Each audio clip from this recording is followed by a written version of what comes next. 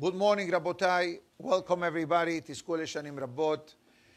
Today, Thursday, the 6th day of Chodesh Nisan, the 11th day of April, the live video feed Lighthouse Torah Project, dedicated Le'ilui Nishmat, Devorah Feige Bat Shemuel, and Refuah Shelema of Ora Devorah Bat Rivka. The iTorah.com live audio recording, dedicated for the Refuah Shelema of David Menachem ben Devorah Leah, as well as for Shidduch for Nehamadina bat Hanapatia, among all the single boys and girls of Am Israel. May Hashem send them a Shidduch quickly, spiritually, as well as Refuah Shelema for everybody. So today, we're going to move on to the next level of this time of the year classes. We're going to try to dwell again on the spiritual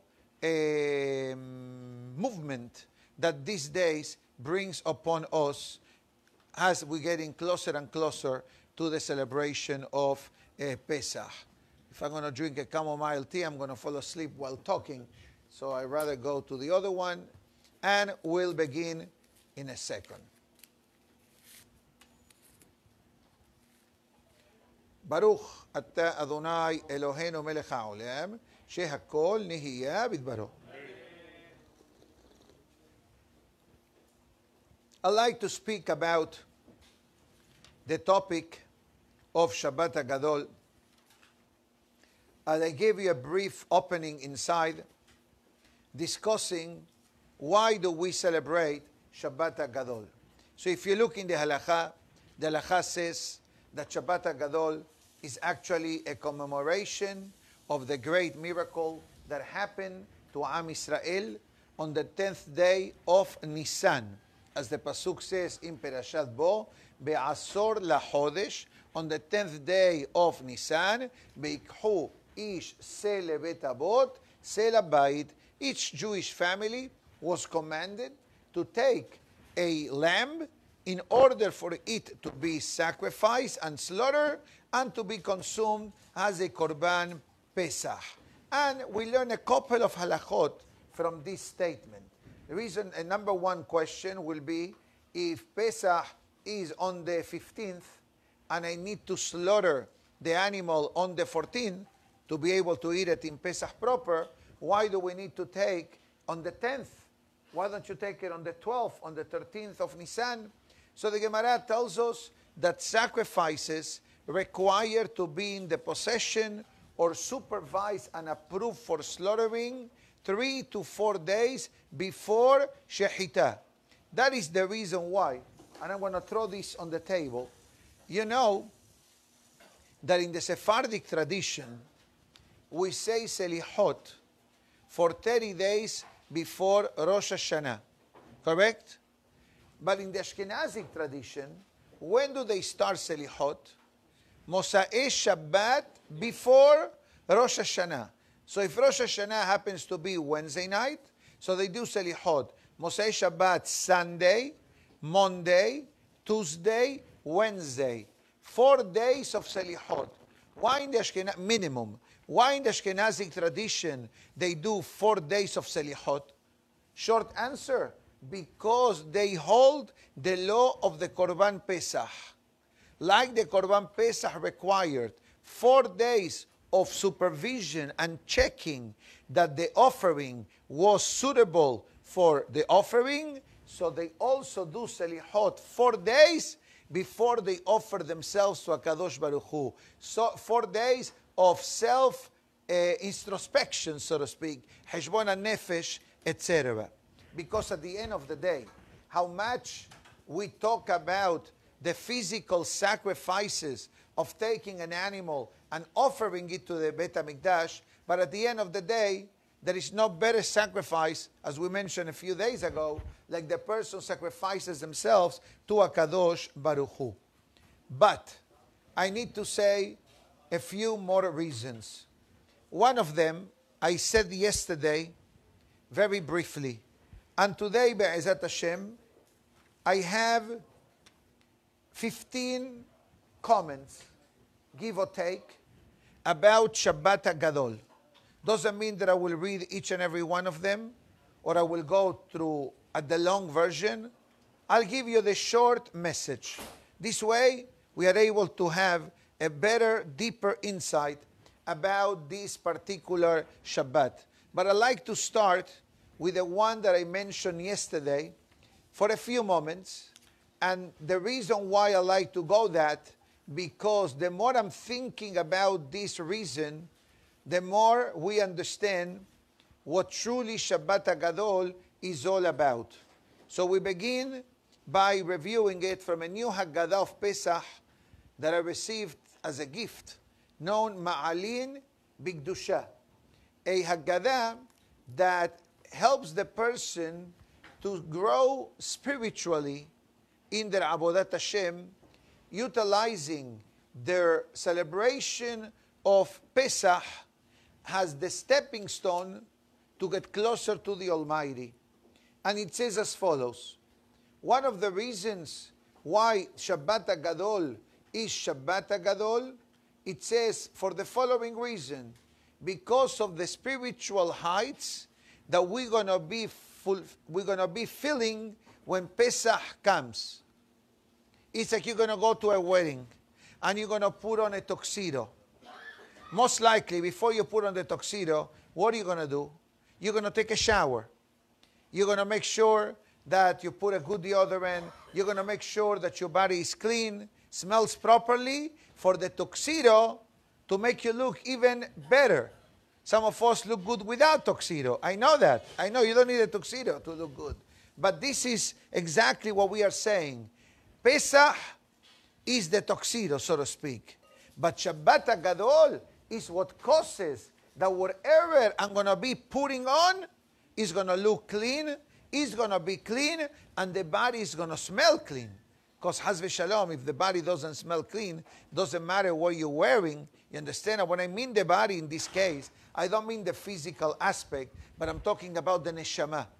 And that's what it says here, that the Shabbat HaGadol is the foundation of Pesach. And that's the reason why. And that brings me to the next reason why it's called Shabbat HaGadol, because of the length of the rabbi's speech. Usually, lengthy speeches and rabbis are not hand in hand.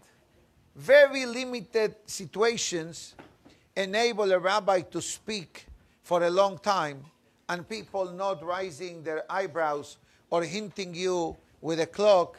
Look at the clock. That's why they put a clock in front of me.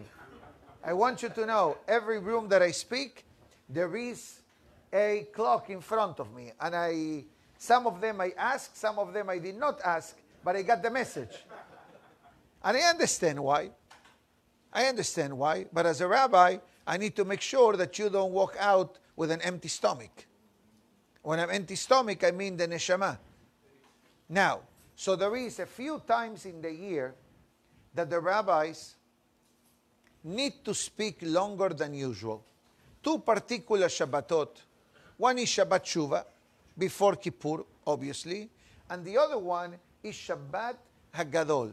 So if every week, let me look at the schedule. What's my schedule for Shabbat HaGadol today? So Be'ezat Hashem, this Shabbat, which will be on after tomorrow. So we have Shabbat HaGadol, no, it's not, this is Pesach. Okay. So Shabbat HaGadol, the Rasha, will begin this Shabbat afternoon for the entire Kahal. We're combining all the classes, starting at around 5:30 till 6:50, 6:55. Usually it's an hour. This Shabbat HaGadol is like an hour and 20 minutes, and an hour and a half, because there is a lot of ground to cover when it comes to the drasha of Shabbat HaGadol. And that's the reason why we invest so much in this. We put out a guide that has all the halachot, kashering, Seder of Pesach, schedules from this coming Thursday till the end of Yom Tov, the times, the calendar, what is Pesach, what is Hametz, some cases even special prayers. Why? Because there is a concept that says, לדעת את המעשה אשר יעשון. Is a mitzvat aseh mideoraita, is a positive commandment of the Torah. Hal what is the things that we need to do for the holiday. And even though a lot of the actions are more of spiritual, but at the end of the day, the physical action supplement the spiritual benefit of the mitzvah. So an interesting concept that we find, the derasha of Shabbat Gadol. And they ask a question to a wonderful rabbi. This comes from the Semach Tzaddik. And there was a rabbi that whenever he gave the derasha of Shabbat Gadol, he talked about, listen to this, the loss of Keli Heres, the loss of a ceramic item, and the loss of Teshuvah in Shabbat Gadol. So after the speech, they went to the rabbi, and he said, Rabbi, you know, there are more items than ceramic that people own. People own plastic, people own metal, people own stainless steel, people own glass. Why did you brought teshuvah and a ceramic vessel? You should have saved that derasha for Shabbat Shuvah. This is Shabbat Gadol. So listen to the rabbi, and it says as follows, that the celebration of Pesach, in a way, and this is a fantastic hidush, in a way is connected to Shabbat Shuvah. Shabbat Shuvah is the Shabbat prior to Yom Kippur.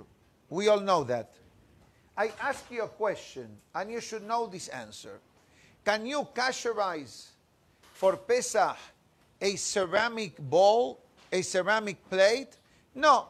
We understand glass can be kasherized, metal can be kasherized, etc. But ceramic cannot be kasherized for Pesach. So if you want to kasherize ceramic, what do you need to do? You need to take the ceramic, you need to break it, you need to grind it, you need to mix it with water, and only then you make a vessel, and then you can use it.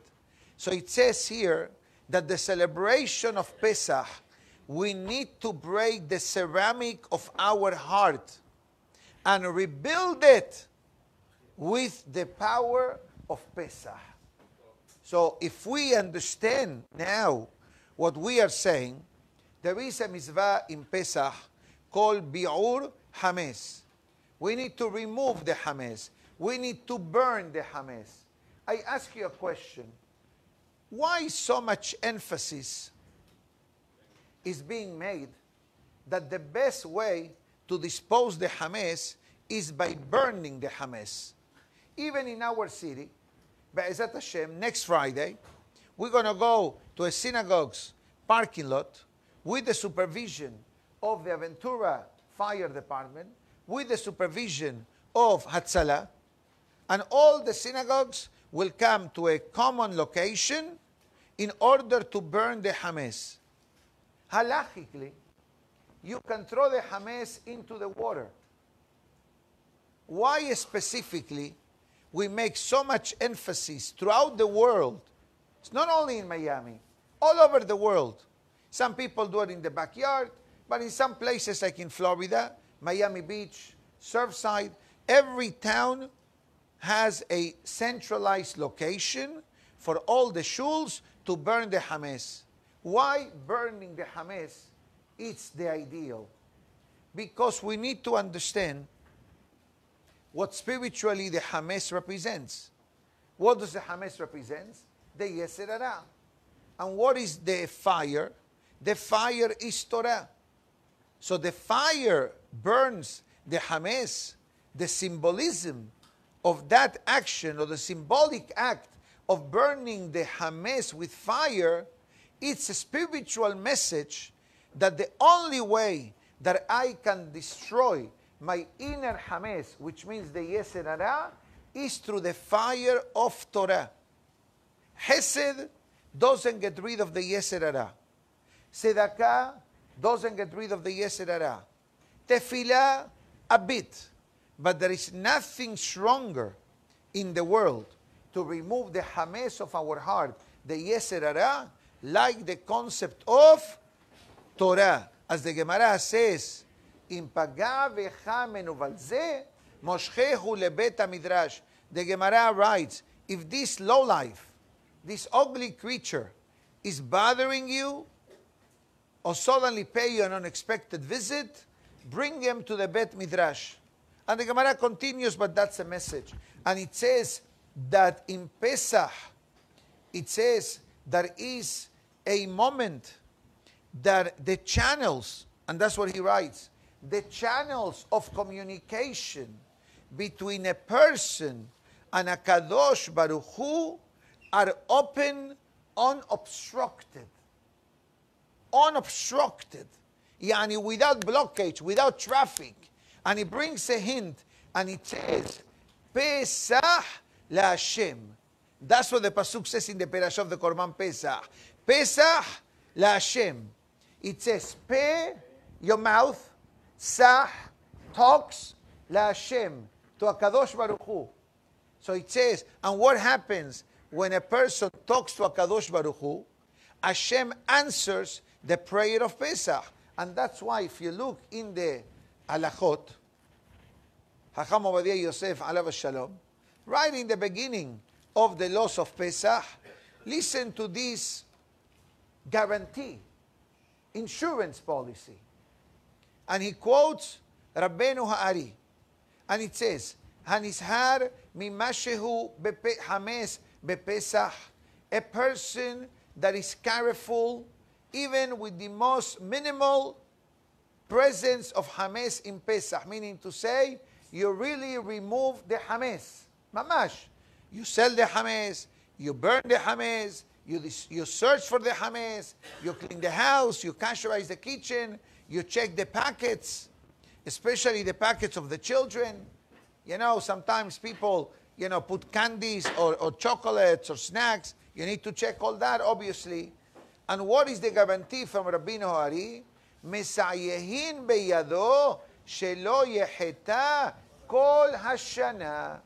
Shamayim has a special level of extra liability coverage for this person that should not transgress, commit avonot during the year.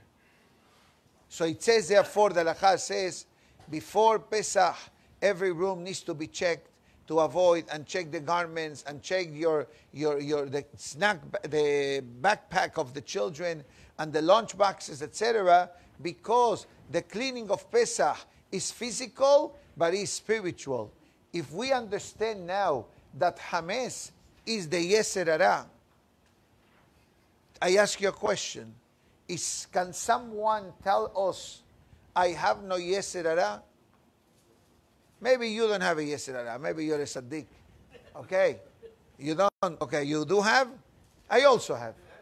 We all have. Custom made. Custom made. The Yetzer Hara, we need to know, is custom made.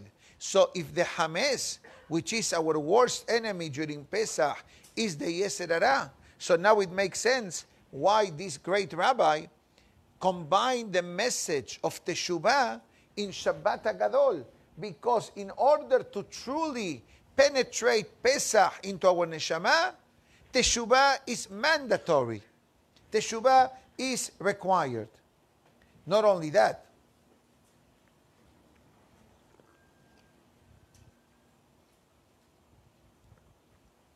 fascinating concept, and it says,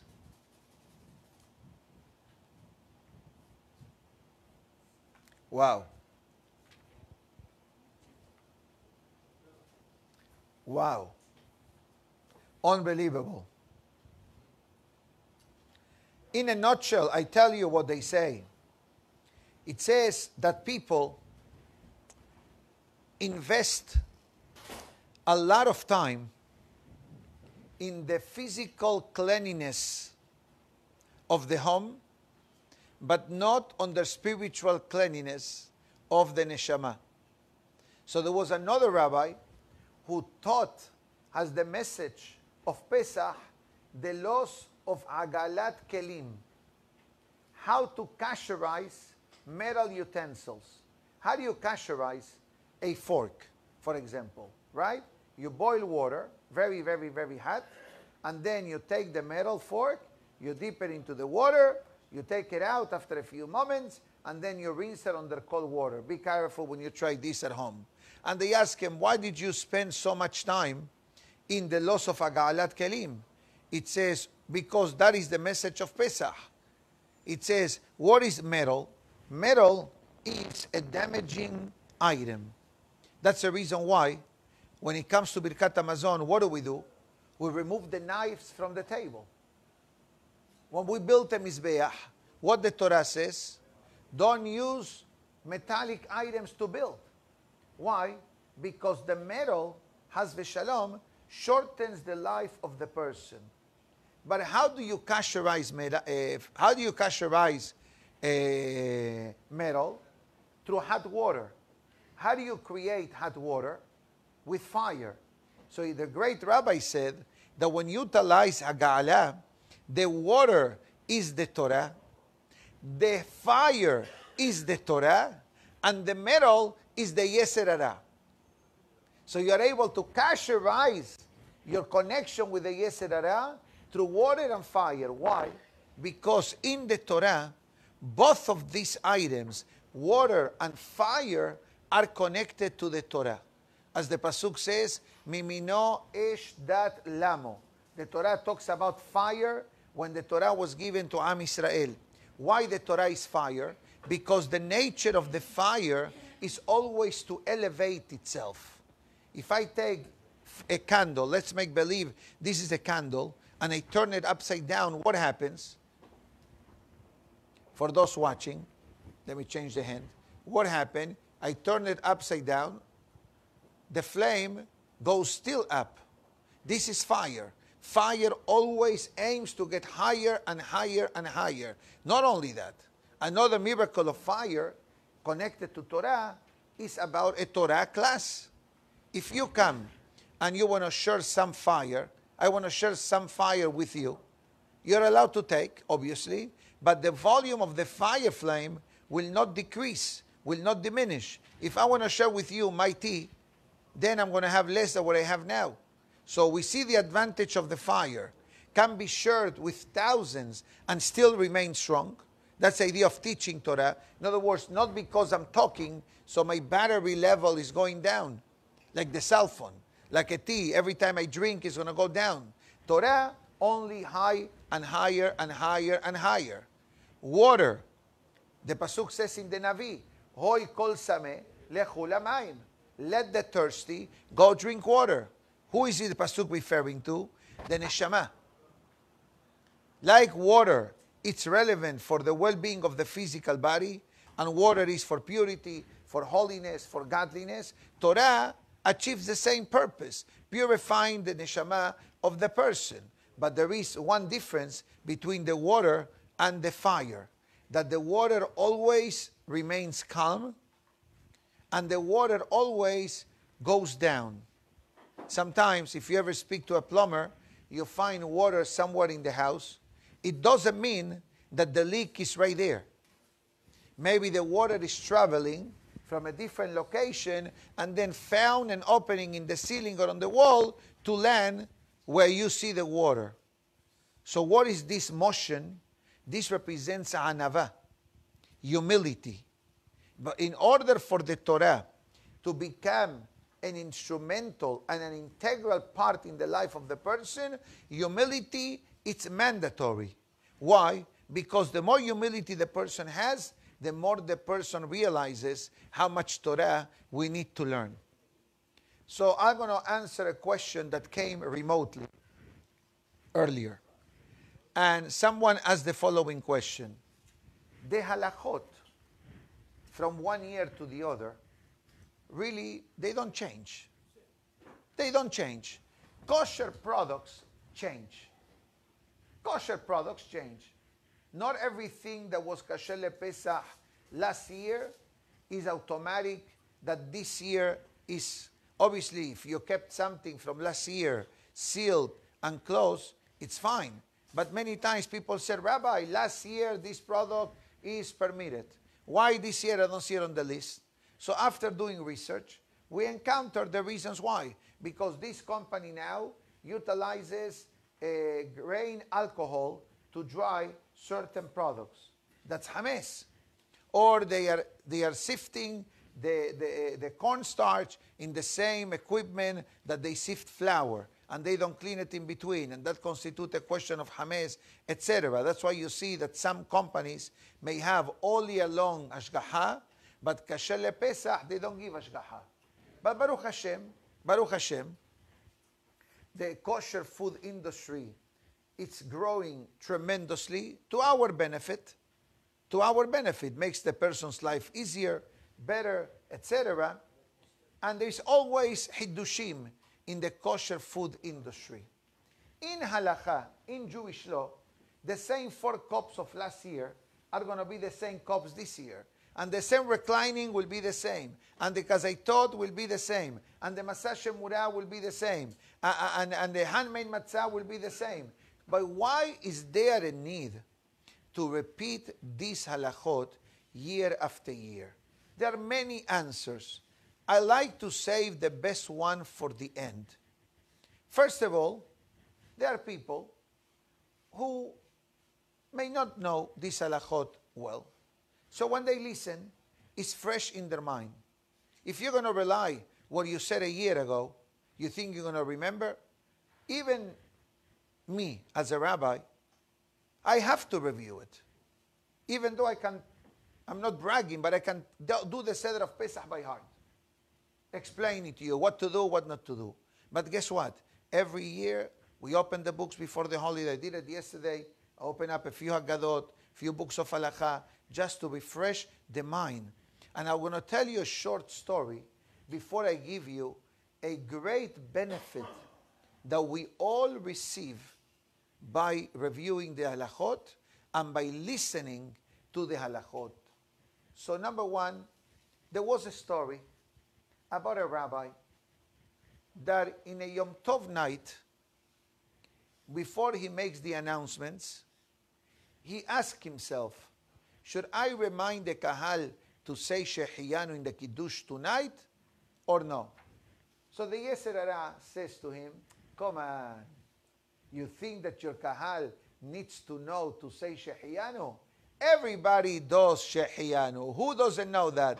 He says, you know what? I'm going to speak 15 seconds less, and I'm not going to remind the kahal to say Shehiyanu. Guess what? That night, he forgot Shehiyanu. How he remembered? Because his wife told him the next day, I don't think you said Shehiyanu last night in the Kiddush. And then he understood, and the Halakha says, every rabbi should remind the kahal Shehiyanu and the times of Kriyat Shema, and whenever it comes to specific mitzvot. What do you think that every night I said, remember